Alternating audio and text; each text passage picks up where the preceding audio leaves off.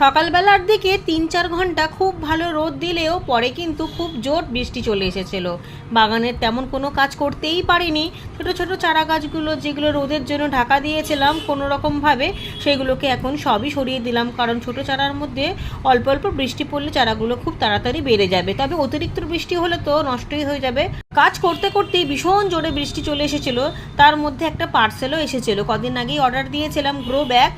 10টা গ্রো ব্যাগের মধ্যে রয়েছে 5টা রয়েছে 12 ইঞ্চির আর 5টা রয়েছে এরকম গোল, মাপটা আমি ভুলে গিয়েছি। তবে এই ছোট ছোট খাটো খাটো যে গোলগুলো রয়েছে এর মধ্যে আমি শাক গাছ করব। তবে শীতেই যে ব্যবহার করব এমন না, আমি অফারে পেয়েছি কমে, তাই জন্য নিয়েছি। এগুলো সারাটা বছরই চাষ করা যায়। সব কটা ব্যাগই খুলে নিয়েছি, এই দেখুন কোয়ালিটি কিন্তু খুবই ভালো। তবে সেলাইটা দেখছি এবারে ভেতর দিয়ে দিয়েছি, এর আগে যখন ব্যাগ অর্ডার দিয়েছিলাম সেলাইগুলো বাইরে দিয়ে দেওয়া ছিল, এবারে সেলাইগুলো একদম ঠিকঠাক আর খুব মজবুতও ব্যাগগুলো।